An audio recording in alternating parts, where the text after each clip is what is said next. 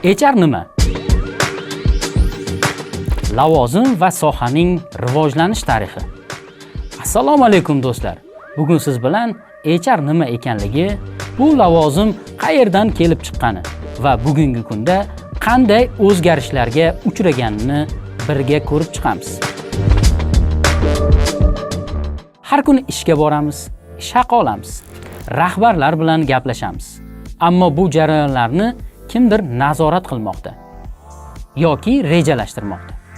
Ana shu inson HR, ya'ni Human Resources mutaxassisi deb ataladi.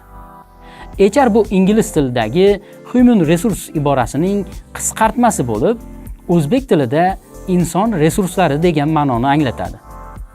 HR kompaniyada alohida bo'linma bo'lib, u tashkilotdagi odamlarni boshqarish, ya'ni xodimlarni ishga olish, ularni o'qitish, rag'batlantirish, motivatsiya berish hamda mehnat qonunchiligiga oid barcha hujjatlar bilan ishlash kabi muhim vazifalarni bajaradi. Oddiy qilib aytganda, HR kompaniyadagi barcha xodimlarning hayoti va ishlash sharoitini boshqaradigan, ular uchun qulay muhit yaratadigan bo'limdir. Misol uchun, HR xuddi orkestrdagi dirijorga o'xshaydi.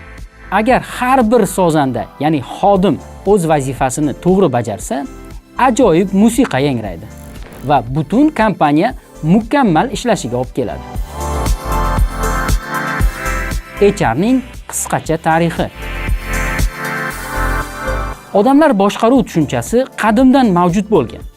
Misr ehromlari qurilishida, Xitoy imperiyasida yoki Mo'r-Nahr saroylarida ham odamlarni boshqarish, ularga topshiriq berish, mehnatini nazorat qilish mavjud edi. Faqat bu faoliyatga o'sha paytda HR deb nom berilmagan. Sanoat inqilobi davri 1800-yillar oxiri va 1900-yillar boshi. HR g'oyasi aynan sanoat inqilobi davrida shakllandi.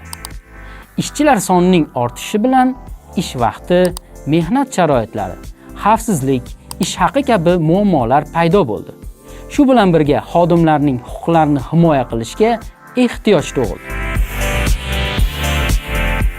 Kadrlar bo'limi bosqichi 1940 va 1970-yillar. Bu davrda HR ko'proq ma'muriy vazifalarni bajaruvchi, ishga qabul qilish, mehnat daftarchalarini yuritish, buyruqlar tayyorlash bilan shug'ullanuvchi kadrlar bo'limi sifatida faoliyat yuritdi.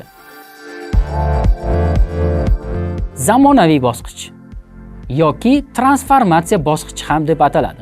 1980-yillardan boshlanadi.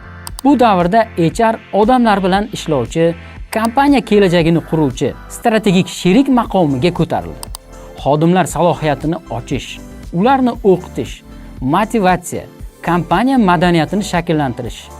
Bular HR faoliyatining asosiy yo'nalishlariga aylandi. Bugungi kundagi HR. Bugun HR nafaqat ishga qabul qilish yoki hujjat yuritish bilan cheklanadi, balki kompaniyaning yuragi, odamlar salohiyatini to'liq ishga soladigan, tashkilotni ichkaridan kuchaytiradigan asosiy tizimdir. Xulosa qilib aytadigan bo'lsak, HR bu shunchaki lavozim emas. Bu odamlar hayotini o'zgartiruvchi mas'uliyatli kasb hisoblanadi. Sizningcha yaxshi HR qanday bo'lishi kerak? Izohlarda fikrlaringizni yozib qoldiring. Videoga like bosing va kanalimizga obuna bo'ling.